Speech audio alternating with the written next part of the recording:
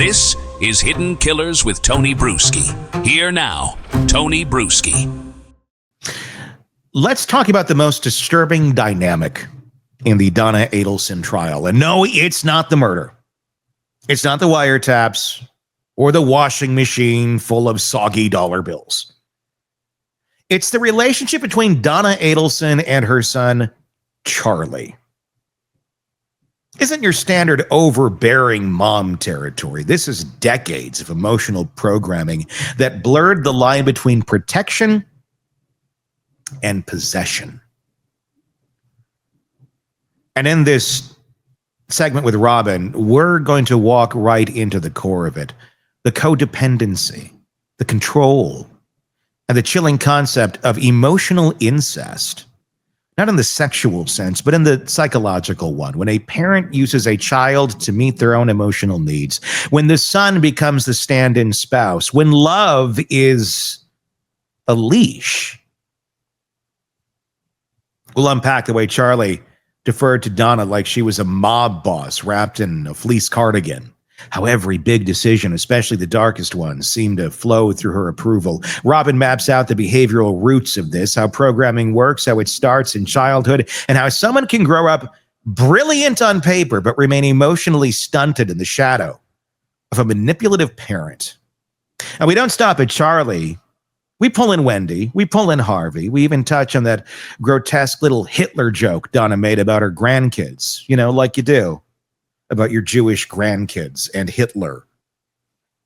A line so disturbing it might actually have accelerated her descent from eccentric grandma to probable mastermind.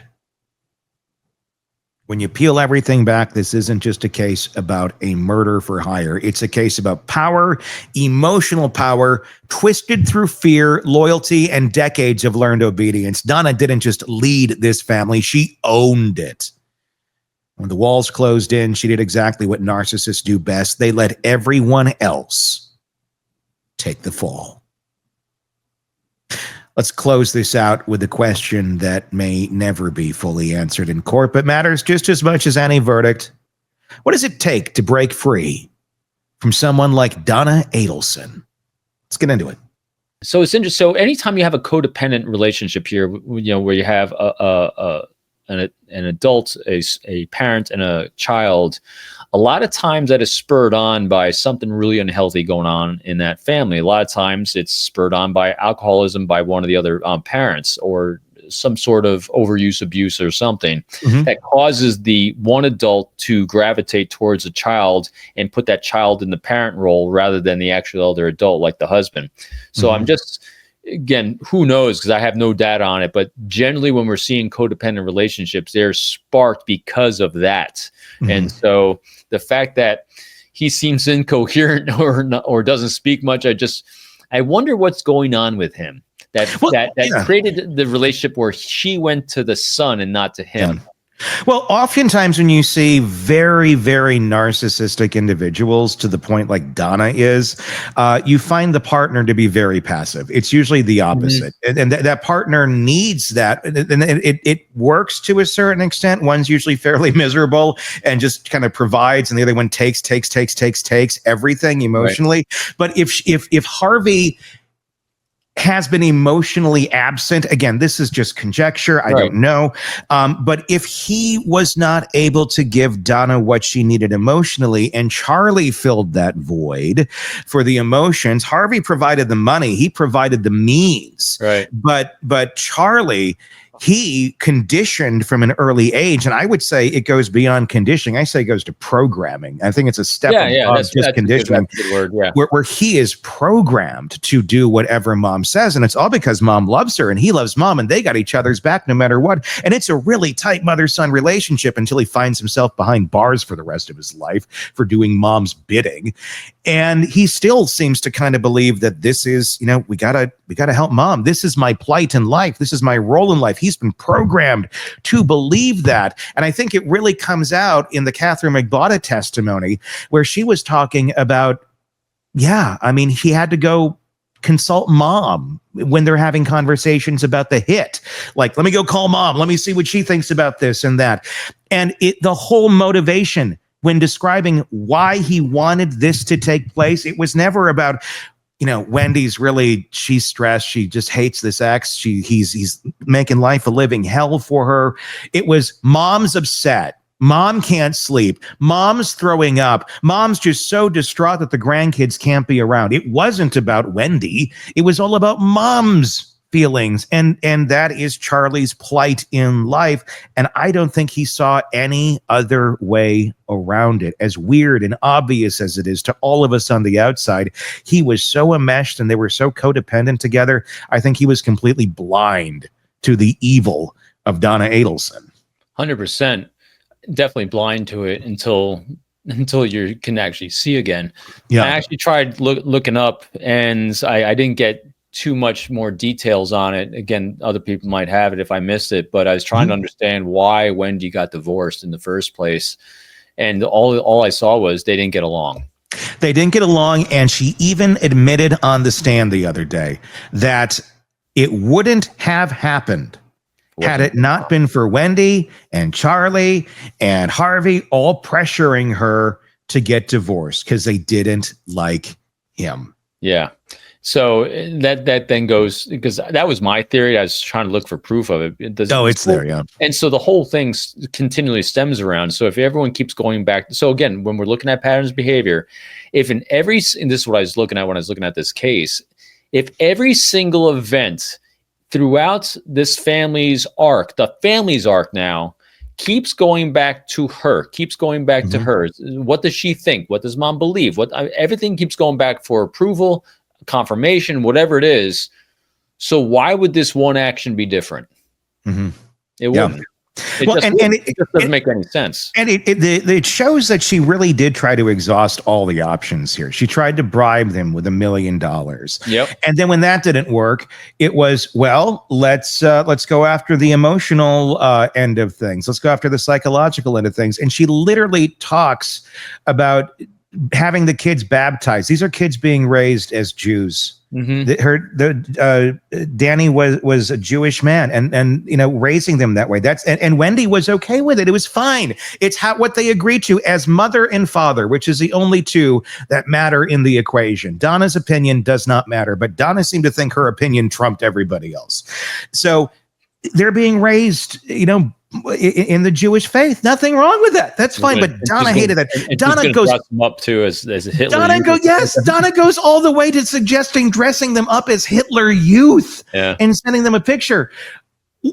What does that say about the lengths this woman is willing to go to offend, to piss off, to do what, I don't know what her goal is in that, but it ended up with Dan Markel going to a court saying, it's not appropriate for this woman to be around my children anymore. And then that seemed to be the catalyst that after that move, we were no longer talking about dressing the kids as Hitler Youth or getting them baptized in the Christian faith. It was, let's find a hitman, it seemed. Yeah, it was an arc. It was, tell me it's not the most obvious escalation arc of violence. I mean, it fits that pattern. Then always throw on the conjecture hat here too. So I wonder who else, dodged a bullet by this case coming to light, because if she hated someone else and she did it once, the likelihood of doing it again is high. Well, what was very surprising from Wendi's testimony was that boyfriend that she had for a short period of time who testified and said the weirdest phone call after they had broken up. Wendi calls and wants to know where he's going to be, what route he's traveling that day, where he's going to be at this point in time. And those specific points and times and locations all coincided with the murder, as if there was this last minute thought of, oh, let's say it's your ex-boyfriend. He must be jealous, out to kill your ex-husband. And this, I could just see Donna having a light bulb moment, very cartoon-like, while she's sipping on boxed white Zin, going, oh, wait, this is it. We're just going to blame this boyfriend. We got a fall guy. He's our fall guy. It makes total sense. I saw it on Dateline once. It's always the ex. And that just all the kids going along. Okay. Yeah, and call him, honey. See what his plans are. And it makes you wonder, did Wendi know why she was asking him those questions? Or did Donna just say, call him and ask him these questions? I want to know. Yeah, I don't know. It's interesting. Does she have a lifetime of reps of knowing how to be compliant, and that's the only thing she knows that she from a young age just learned never to challenge what mom thought? I'd say that's a hard yes. Yeah, because think about it. It's like every time, it's like everyone keeps saying, did she know? Doesn't she know? Well, how come she wouldn't have some curiosity? Well, if you've been bred to never be curious and never ask questions, Yep. then is she culpable? Because again, so I think with Wendi, we are seeing an arc in her behavior of just not being curious when things were odd. And so, I know it's 50-50 what everyone's thinking on it, but she's just, I think you're exactly right. It's so different to us on the outside looking on. This is any case. It's like, how would you think this way in all these? Like, why would you do that? Well, we do when you have empathy. Yes. And when you understand how this person was raised and what they're going through, what they view as normal, what their prism says is accurate, they're not going to think anything different until something horrible happens and really points it out. And it feels like now they've somewhat wised up, at least a bit. Wendi still seems to be holding a bit of something there, and it may just be self-preservation of I don't want to say anything more that's going to get me in trouble, or is she still defending Donna? I don't know the answer to that completely. I think she's still fearful. Yeah.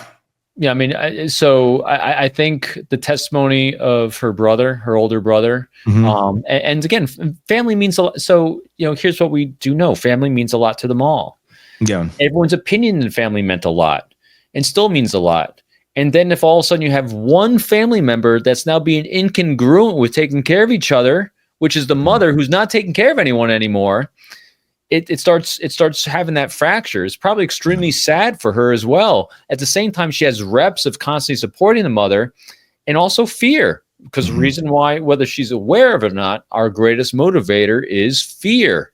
Yeah. And that's what do you think Donna wasn't using fear as a motivator in life? And she used psychological fear, the fear of me not approving of you, the fear of me chastising you, the fear of the silent treatment I'm going to give you if you don't do what I say. The fear of me saying that I no longer care about you because so all these things that she said, you cannot care too much. And the reality is, even if that person that you're fearing no longer holds the power, if that's been programmed into you, conditioned into you for the last 40 some years of your life, it's not going away. It's still there. Your body, your brain is still going to react that way. You have to be the one that breaks that open and says, it's not there anymore. And even then, that's going to take years to break down, if ever. It's such a visceral reaction because that's all you know. And that's how you're going to operate. I give a lot of grace to them going through this as they're making their transition out of this, because that's not easy. I mean, you are literally having your own self-image of what you thought about the world, what you thought about yourself, what you thought about your mother being shattered and kind of redefined. In other words, you're living a lie, her lie. And so facing that in a courtroom with the entire world to see cannot be easy. At the same time, you were I wouldn't say you were a bystander in some capacity of your ex-husband getting bumped off, who knows if you actually would have divorced had it not been for your mother. Yeah. And what did you know of it? I mean, I still question what Wendi knew. I do wonder if she knew something was going to happen that day, but something could mean anything. Something could mean, we're going to go confront him. We're going to go, and not necessarily death, but maybe he's going to go get beat up. Maybe he's going to be pressured. And we're going to do something to change his mind. So Donna gets what she wants. And I'm wondering if Wendi thought, well, they're going to do something and I'm not going to, no matter what I say, they're going to do it, but I don't think they're going to go that far. And then she finds out they went that far. I mean, she was the first to admit it in the questioning when she got pulled in that day. Do you think your family is capable of doing this? And it was like, maybe. Who, Charlie? I mean, she went right to it immediately. So I do wonder about that. But at the end of the day, even when we break down all of this, with all of these people, the psychology of this whole family, what is going to matter here is what the jury thinks. And one of the biggest tells in that courtroom is not necessarily the testimony of the kids or the detectives. It's Donna Adelson. And she is supposedly going to testify. She may have already by the time you watch this. I don't know. But before we even talk about that, because we don't know if she's what that will look like, I'm sure it will be a very balanced, accurate thing that's going to clear everything up. And we're going to feel, oh, we all misunderstood that woman. Let's let her go. And let's go have an espresso after court and laugh about it. No, it's not going to end that way. What is going to happen is they're going to take that information and they're going to weigh it with her reactions. And her reactions in court have been very interesting, to say the least. We've talked about it a little bit, but what do you think the jury has been gleaning off of Donna's seemingly inability to hold back how she feels about every person that walks in front of her? Yeah, chaos. I mean, that's a chaos brain to me. I mean, she's all over the place. To me, she struck me as someone who's trying to be what she thinks she's supposed to be and doesn't know what that's supposed to be is. I mean, the fake tears the other day, the emotional responses to things, because you don't know what's causing the emotional response. I mean, it just seems very incongruent with what's going on in the courtroom. All of a sudden, there's like this emotional response to something. And I was like, what's that caused by? That's kind of weird. Yeah. I mean, because that's what everyone keeps seeing probably from the jury's standpoint is that was weird. What I'm curious about what she does on the stand when she testifies, which is, again, it's always fun watching someone who thinks they know more than everyone else testify. I think it's going to be a great show. Yeah, that's going to be like some popcorn. Here's where she has a very unique opportunity. I don't think there's any saving herself in this. I'll be interested to see if she tries to save her daughter. Yeah. And it wouldn't take her saying, I'm culpable, I knew about all this, but I'll be interested to see if she actually says, you know, I got this relationship with my kids, and to my downfall, I've always, like you said, I've always viewed my kids as my 5-year-old little kids. I've just never had grown beyond that. So, you know, rightly or wrongly, I've never shared anything of my personal life with my daughter because of X, Y, and Z. In other words, it'll be interesting to see if she goes out of her way, not to defend herself, but maybe to segregate them from it. Or is she not gonna? Now, me, I don't think she's gonna do that. But I think her testimony is actually gonna potentially double down the family coming at her. This is the woman who put cash in the washing machine. Do you think she's capable of being out there and trying to save her daughter? Or do you think she's going to go out there and let's say that that's her intent, but she ends up incriminating her more? That seems more likely of like, I'm going to go out there. I'm not going to do anything to harm Wendi. And she just ends up saying something that totally incriminates Wendi. And then Wendi ends up behind bars. And Donna was like, I was just trying to. And, you know, well, guess who else is now serving a prison sentence? So here we are at the end of the story, or at least the end of Donna's carefully manufactured narrative. Because if nothing else, this trial has shown us that the web Donna spun wasn't just made of money and phone calls. It was made of control, guilt, loyalty, and a lot of programming. Charlie may have been the guy moving money, making calls, drawing maps, but you get the sense he was still that kid in the backseat, waiting for mom to tell him which way to turn. And that dynamic, intent gets twisted. Morality gets muted. Suddenly, you're in way too deep in telling yourself, it's all for family. It's what mom wants. Mom's never steered me wrong, right? Well, Robin hit the nerve right on the head. This was a family built on obedience, not trust, appearance over truth, love, maybe, but only if it looked a certain way, performed a certain way, paid out a certain way. And when it came time to take the fall, did Donna finally step up like a mother who cares too much? Nope. She took the stand to protect, not to protect, but to spin. And what will that spinning do if she does take the stand? It's going to pull her children closer to the fire. There's something Tragic about watching an entire family realize, on the witness stand no less, that the person they spent their lives protecting never really had their backs. Donna cared about Donna. The kids were pawns. The husband was a ghost. And now the whole thing is crashing down. One behavior, one transcript, one courtroom glance at a time. So where does this go from here? Maybe charges for Wendi, maybe not. Maybe a long sentence for Donna, maybe a plea deal. But no matter what happens, the illusion is over. The family has seen her for what she really is. And now, so have we. Tell me your thoughts in the comment section on YouTube. If you're not there already, search Hidden Killers with Tony Bruschi. You'll find us there. You can make that same search wherever you get podcasts and follow us there. Download us there. Take us on the go wherever you may be listening or watching us. We do greatly appreciate that. Until next time, I'm Tony Bruschi. We'll talk again real soon. Want more on this case and others? Then press subscribe now and don't miss a moment of true crime coverage from Tony Bruschi and the Hidden Killers podcast.